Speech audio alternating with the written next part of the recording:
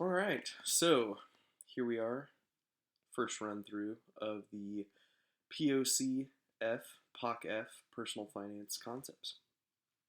So this is an overview of some basic concepts of personal finance.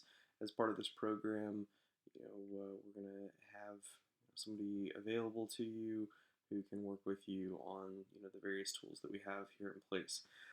So biggest caveat here is I'm not a personal financial advisor. I'm not certified as a personal financial advisor. I'm a guy who has a passion for personal finance. I've seen what's possible when you're in control of your finances. I'm aligned with a lot of people who feel the same way.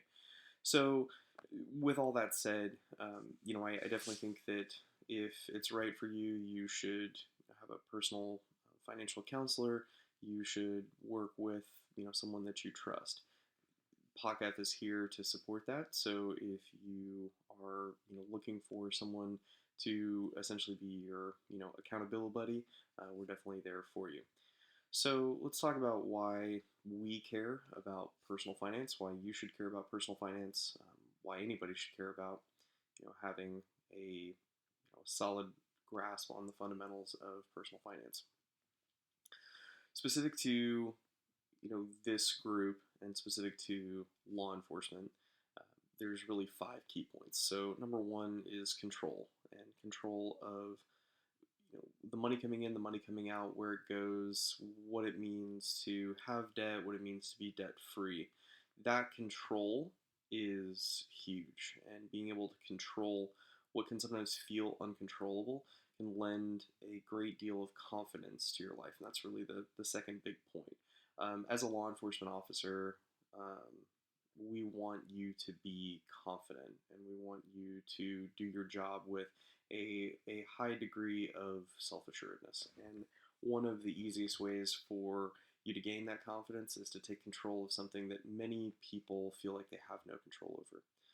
Once you are in control, once you've got that confidence, it really gives you the ability to have a great deal of flexibility. And I think that's probably one of the most important pieces that having your personal financial life in order can give you is the ability to be flexible. So you aren't necessarily scrambling all the time. You have the ability to rationally evaluate career prospects, side hustles. You can move money around if you need to do things like pay for braces for your kids or set aside money for a college fund. That's the sort of thing that feels like it's out of reach for a lot of people, and it's really not. And the last 2 points are, I think, really very specific to law enforcement. Number one is safety. And if you are, worried about money, for lack of a more eloquent term, it's difficult for you to operate at your highest. And if you're stressed about money, that stress can bleed over into your professional life. And that's not good for a number of reasons. It can mean the difference between having your head on a swivel, being a heads up and seeing something happening and going home to your loved ones at night, and not. It can also mean the ability to de-escalate a situation instead of escalate it because you're stressed out about how you're going to make your next payment. And finally, integrity. So I think this is probably a little bit of a touchy subject, but you can look at the way our federal government handles the top secret clearance. One of the things that they look for is unaccounted for debt or debt in general. That's leverage to have against a person. And truthfully, someone who has an enormous amount of debt or is upside down in their personal financial life is a target for compromise and is a target for, basically making a decision that probably compromises their normal personal integrity. And so taking control of your own personal finances can really help you professionally, personally, can ensure that you're the best version, the person you can be. So let's talk about debt. And let's talk about Americans' love affair with debt. So These numbers are from the federal government at the end of 2018. Consumer debt, which I'll get into here in a second, crested $4 trillion this year. At the end of 2018, it's now north of $4 trillion. So that's $31,500 per household, and that's broken up into revolving and non-revolving debt. So revolving debt is functionally credit cards. That's $1 trillion, so $8,200 per household. Average interest rate for that across the board, 14.2%. And for those that are assessed interest, which means those that have not made the payment in full, 16%. So wildly high interest rates. Non-revolving debt is made up of those that have a fixed monthly payment. So student loans and motor vehicle loans are the two biggest. You'll see 1.6 trillion for student loans, 1.2 trillion for motor vehicle loans. Non-revolving debt in this country is $23,218 per household. So what we see here is 31 and a half, almost $32,000. That's in many places an annual wage, a year's annual wage, especially after taxes and Social Security and everything else that gets taken out. So essentially, revolving and non-revolving debt can make up more than a year of earnings. That's just for the average household. You don't need to, raise hands. We don't, need to dive into it just now, but you should keep these numbers in the back of your mind. How much credit card debt do you have? How much vehicle loan debt? How much student loan debt do you have? Where do you stack up against the national average? Are you above or below those averages? So I think it's good to set just a level for some basic definitions. And I think that the world of personal finance can really get very complicated very quickly. And the truth is, it really doesn't have to be that complex. We can tie everything back to a couple of core simple concepts. Number one, assets. That's anything that has monetary value or a debt payment against it. So a stack of cash in your bedside drawer, that's an asset. Your car, it's an asset. Your motorcycle, hey, it's an asset too. As is your house, as is nearly anything. Now, I think you can go down the path a little too far. You start counting up the computer that you have and the furniture that you have.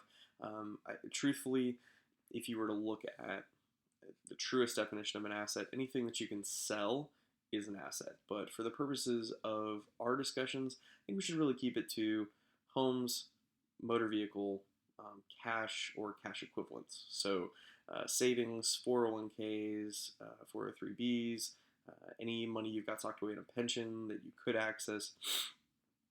Essentially anything that you could readily convert to cash. Quasi-objects in that would be maybe a rare coin collection, gun collection, things like that. Probably not good to include those in assets. We're looking for things that are pretty hard, pretty fixed assets.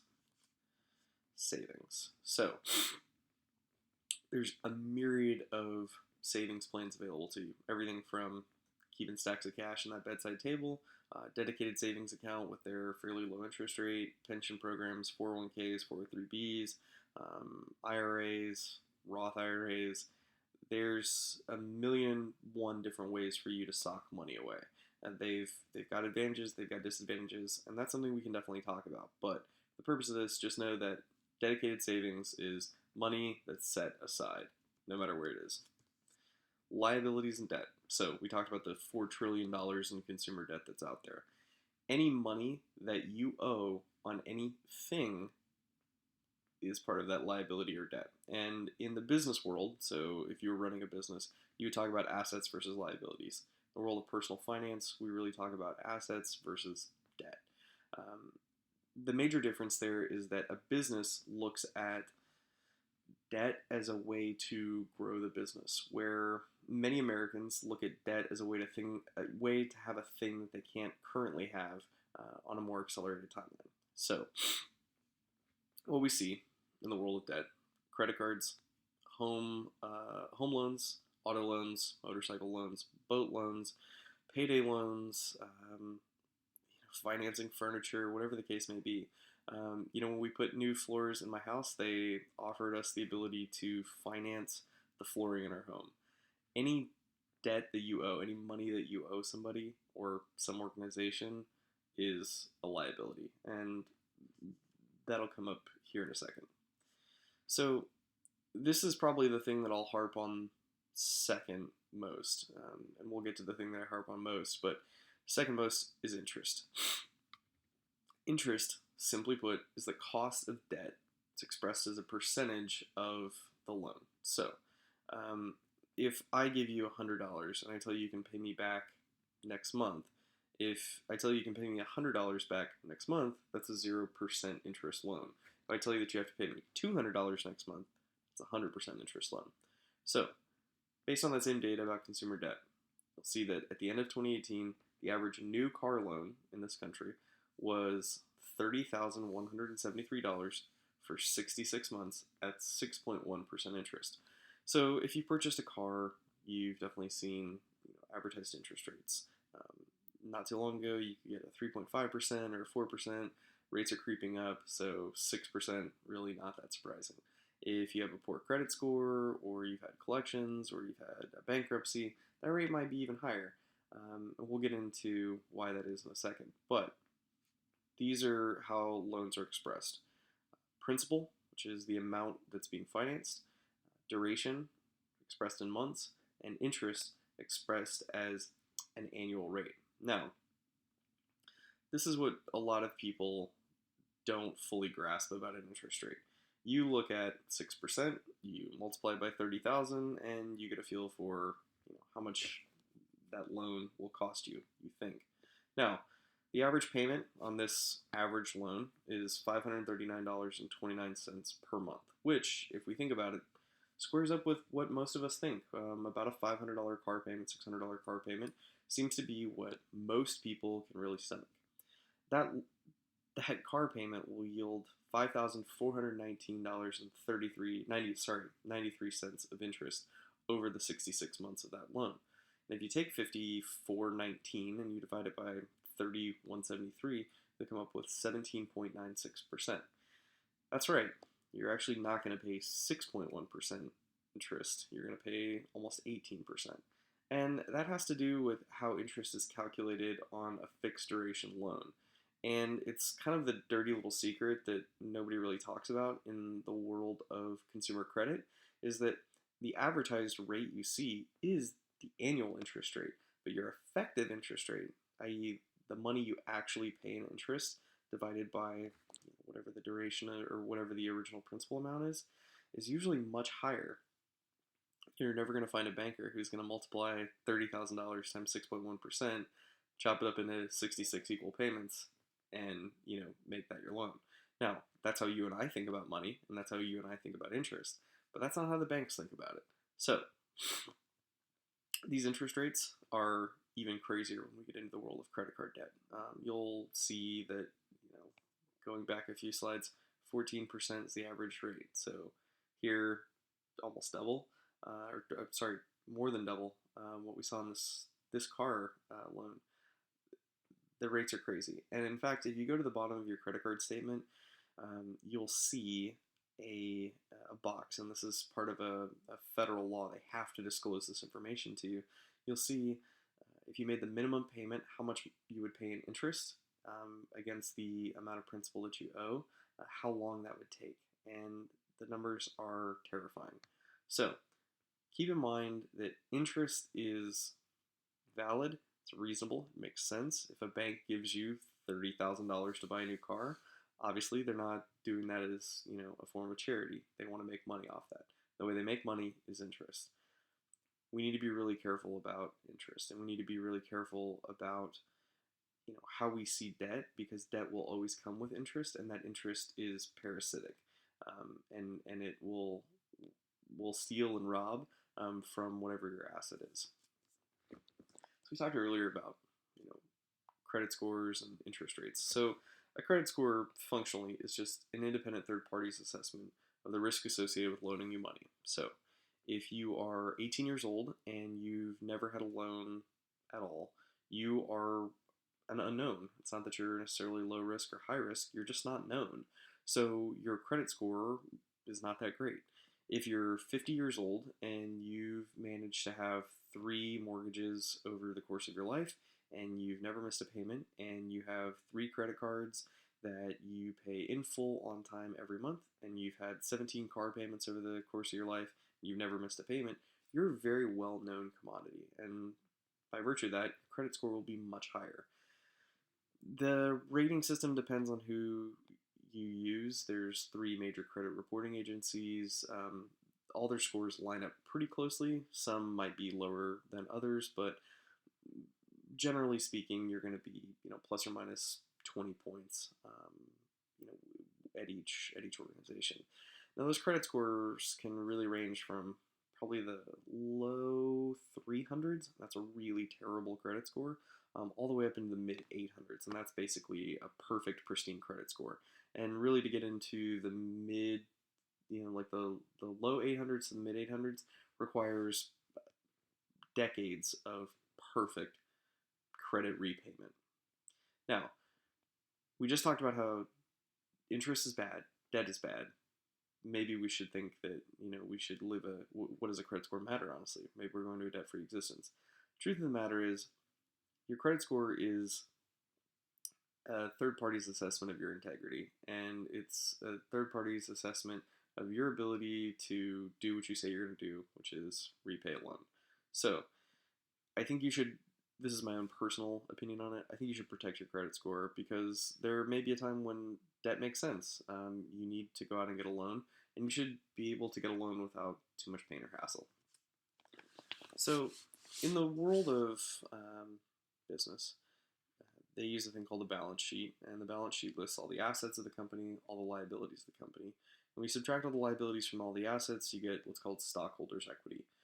As a person, you can do the exact same calculation. So equity, and that's something you've probably heard wrapped up talking about a home equity loan, is your ownership in a particular thing. So if you, say, have a house that you could sell for $250,000, and less realtors' fees and commissions, you could, say, make $220,000 on that house. You got to pay out serious commissions and fees, whatever the case may be. $220,000 on the house, and you owe $100,000 on the house. Well, your equity in the home is $120,000. That's essentially giving you a numerical value for your percentage or your real value in whatever that particular thing is. So if you have a car, you paid the car off, whatever you go down to CarMax and convince them you can sell your car for, that's your equity in the car. Similarly, if you have your house paid off, well, the sale price of your house is the equity that you have in your home. Equity is a really, really, really, really, really important thing to understand. And I tie it up with net worth, and you'll probably hear about high net worth individuals. Jeff Bezos, up until his divorce, was the richest man in the world. Well, when they talk about how rich somebody is, they're talking about net worth, and really what they're talking about is equity. So, income. This one should be fairly straightforward, and I think most people can understand this, but any and all money that comes in, that's income. It doesn't matter where it comes from, it doesn't matter, how often it happens. Income is income. Money flowing into you. So that could be your monthly or bi-weekly paycheck. It could be contract work from your side hustle. It could be, money you get, mowing your neighbor's lawns. Whatever the case may be, any money coming in is income. Costs, you guessed it, all the money flowing out. Those break into three categories for the purpose of a budget, which we'll get into here in a little bit. Fixed costs are those mandatory costs that you can control on a long-term basis. So these are things like a car payment, rent, mortgage, insurance. They're the costs that you have to pay to live in a modern society, and they're also the costs that you can control to some extent, but for the most part remain relatively fixed. So absolutely, if you pay too much money in rent, you could find a different place to live and you could get a lower rent payment. If you have that car payment that's too high, you could get out of your current car and buy a cheaper car for less money. Those are the sorts of things that you can do. They're a little more involved usually to do that. So really, for the purposes of the budget, they're considered costs that you have to pay every month, month in, month out, no matter what happens. Semi-fixed are those somewhat mandatory costs that you can still control on a month-to-month basis. Things like food, gas, utilities, your cell phone. So, if you're looking to save money, well, maybe you eat some ramen and some canned vegetables instead of going out for dinner every night. Similarly, if you drive around every weekend with your pals and you spend a lot of money on gas doing that, maybe ask your friends to chip in, or maybe don't drive so much. And if you spend hundreds of dollars each month keeping your house at 68 degrees, well, maybe during the summer you keep it at 72 and save yourself a little bit of money. Semi-fixed costs are those that, yeah, they're still mandatory, but you can exert some control over them. Last are discretionary costs. Those are costs that you can control completely. You could cut them out for months at a time or even years at a time without any major impact to your life. So these are things like eating out at restaurants, going to movies, shopping, traveling, hitting up the strip club. These are the sorts of things that many people try to lump into a fixed or semi-fixed category and really aren't. So, you know, will you die or will your life fundamentally change if you don't go out to your favorite restaurant every night? No, not at all. And these are the sorts of things that we can look to in a budget and start to really control, to basically get control back of our budget. So there's two core concepts that I really want you to focus on, and these are, and I think honestly, if you could condense it down to just one, it would be net worth. And so we talked about equity, talked about Jeff Bezos being the richest man in the world right up until he got divorced. But fundamentally, net worth is all your assets minus all your liabilities. And if you were a business, we'd call that stockholders' equity. Because we're talking about you as a person, we're talking about your net worth. So you take your house and your car or cars, your fishing boat, your guns, your rare coin collection, all the cash you have, all the retirement accounts you have, and you subtract out things like credit card debt and the car loans you have against that car and whatever else the case may be, that's your net worth. Think about it this way. Somebody goes out and buys a $60,000 Escalade. Well, do they really get anything for it if they finance the entire thing? So, hey, they bought a $60,000 car, they put $10,000 down, and they financed $50,000, so $50,000 in debt. The car, the minute it rolls off the lot, is now worth $45,000, and they now owe $50,000 on it. Well, they're actually negative $5,000 in net worth, and it's very possible to have a negative number for your net worth. A surprising amount of Americans do. It's sad, and really, the easiest way for us to quickly evaluate how you're doing from a financial perspective is to evaluate your net worth. So if we take all your assets, we subtract all your liabilities, we've got a positive number, and we go back 12 months later and we take all your assets, subtract all your liabilities, and you got a positive number that's larger than the number you had a year ago, well, look, your net worth is increasing. You are a richer person than you were before. So I think from a core fundamental concept, you need to understand net worth. It's a very simple calculation, and you need to understand how every spending decision you make impacts that net worth. And maybe question, hey, is this good for my net worth or bad for my net worth? The other major component, and if I had to pick one, net worth would be the one, but net income is really, really, really close.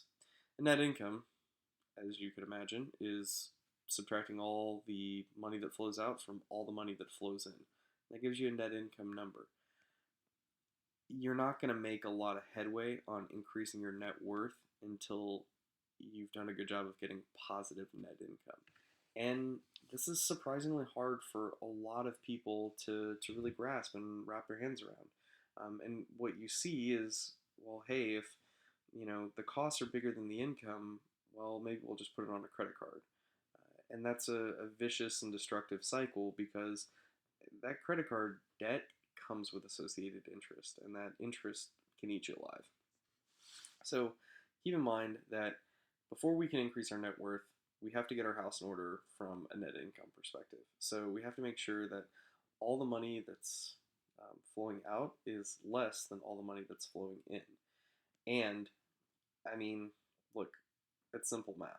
If you want net income to grow, you can either decrease costs or increase revenues. So, um, if you're on a fixed monthly income stream, well, if you want to increase net income, the only way you can do that is to decrease costs. If you have the ability to, work more hours, take on a second job, leverage your spouse's pay, well, those are all great ways to increase revenue, and increase, the amount of money that is flowing in, while hopefully decreasing the amount of money that flows out. Similarly, net worth, look, you're only going to get richer by having, a larger asset category than a liability category. So I put together a couple tools for you to use, and I've linked them here, and then there's also a download button. So the first is a sample budget, and you'll hear a lot of talk about a budget. You'll hear a lot of talk about what a budget means, how to fill out a budget, how to get started with a budget. There's a lot of budgeting tools out there. Budget, budget, budget. Look, functionally, a budget is just an accurate record of where your money comes from and where it goes. It is a forward-looking statement, and it can only really be effective if you sit down at the end of every month and look back at where your money actually went versus where you planned on it going. I put another thing in here, amortization table. These are all the calculators for how to figure out how much interest you'll actually pay on a loan versus how much interest you think you might pay on a loan. And that's where you'll see the tab that says Microsoft Excel worksheet. The third link here is Mint.com. I'm a huge proponent of Mint. Mint doesn't pay me to be a huge proponent of Mint. They definitely, make their money through advertising. So know going into it that if you sign up for a Mint.com account, they're going to advertise a lot of services to you. Mint.com hooks up to all of your financial and banking institutions, and it tracks every single transaction that happens and assigns a category to that. You have full control over it, so you can create a budget within Mint, and you can assign every cost that happens, every paycheck that comes in, to the associated category in the Mint.com website. There's a mobile app, there's an online app, they've got tons of tools available to you. I've tried to do a budget without basically real-time data, and it's impossible. In this modern world, this is really the best tool that you have available to you, and it'll keep you accountable. And it's something that you and I can review. The last thing on here is a credit report. You're able to get one free credit report every year. Many of your credit card companies will give you, a new credit score every month.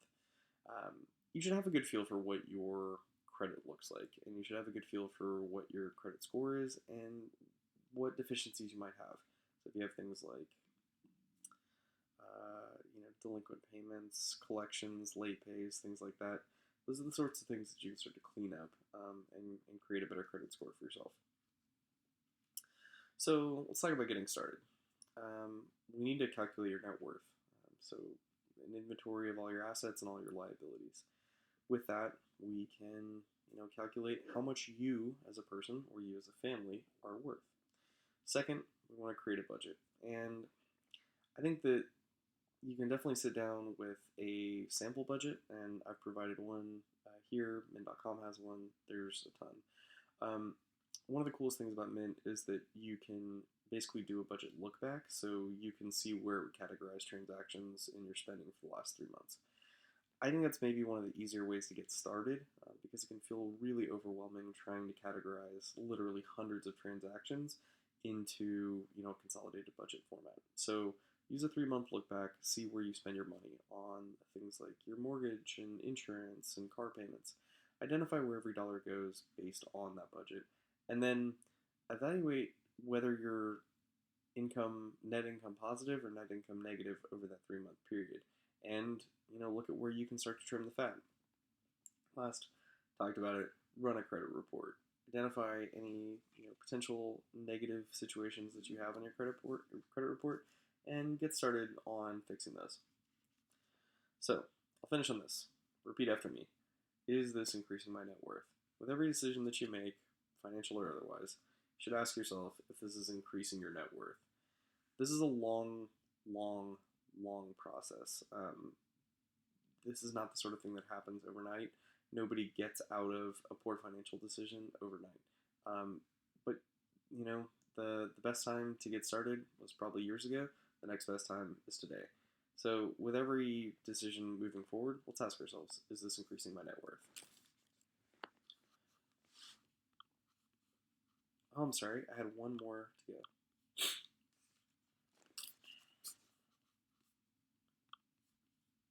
Play from current slide. Great. As far as goals go, I'll sit down with you. We can talk about individualized goals, but from a broad perspective, I think there's three major goals. Short term, create or grow your rainy day fund.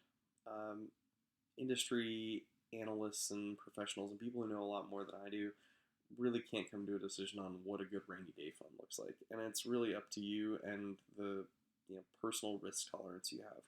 Some people would say it's 3 months of expenses. Some people would say it's 6 months. Some people might say 9 or 12 months of expenses. At some point, you're really just kind of throwing money into a pot. You need to decide, okay, this is my rainy day fund. It needs to have this much money in it, and then once that's full, get started on whatever the next thing is. Second, depending on your debt situation, let's create a plan to pay down your debt. Now, I'm a big believer in having that rainy day fund in advance before we start to pay down debt, because once we hand money over to a credit card company, it's gone. We'll never get it back. So let's have some money reserved in case we have an emergency, we need cash, we need whatever the case may be. And once that's done, let's start paying down that debt. And we can talk about what order to do that in. Third, and this is the longest term one, is let's grow your net worth.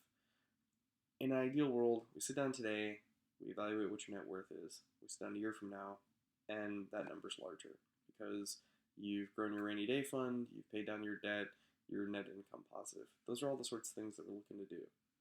Let's talk about other goals we can do at another time. Last thing I'll show you here is the sample budget calculator that I have. So this is a sample budget. This is directly from mint.com. They allow you to download a budget. You can come in here and see at a quick view your monthly income, your monthly expenses, your net income. Up here on income, you can put in however many sources of income you have, you, your spouse, your kids, side hustles, whatever the case may be, and then you can break out your expenses. And those are the sorts of things that you can go through one at a time. I've also included calculators here for how much you could expect to pay on gas on a monthly basis or annual basis, whatever the case may be.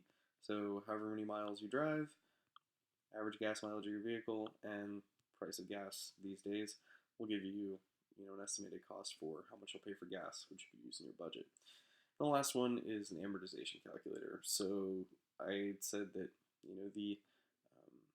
the way a loan is normally structured is the amount of principal, down payment, term, annual interest rate, and then I've got a thing here for bonus payment. So if we look at a $35,000 car loan, 0% down in this case, that's the amount that we're financing, done over 5.5 years at 6.1%, which are all the averages we saw, a monthly payment of $625.56 over the course of those 5.5 years.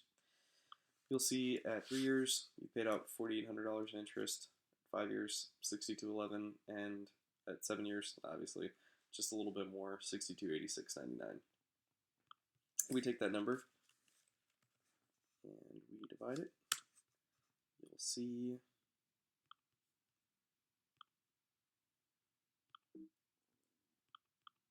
$17.9% interest over the course of that loan.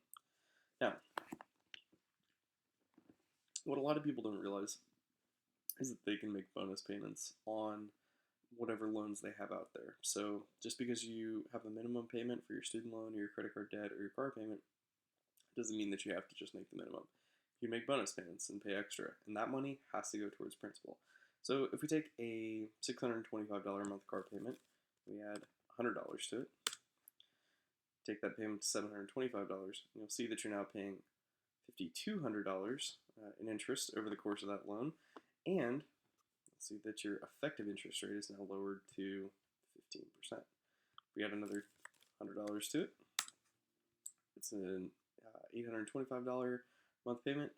You're now paying $4,500 in interest, and your effective interest rate is 13%. So, you've got this option on credit cards, everything basically. So here's another one we can look at. Say you've got $35,000 outstanding in credit card debt, and your loan repayment term there, I believe they usually use 10 years as a calculation, and you're at the 14% level. See that your payment there is $543 a month. You'll pay over the course of 10 years. Upsetting. You'll pay $30,211.90 against your $35,000 in principal, an effective interest rate of 86%. But if you make even an extra $100 payment, you'll see that that number drops in a big way down to $20,000 or $21,000. And if you make a $250 bonus payment, take it to almost $800, you'll see that you'll pay $14,000 over the life of that loan, however you want to look at it. This is why credit card companies are able to have big stadiums and other really crazy expensive things, because they can charge you $30,000 against the $35,000 you spent with them over the course of 10 years, 86% interest rate. I hope this has been helpful. I look forward to working with you in the future.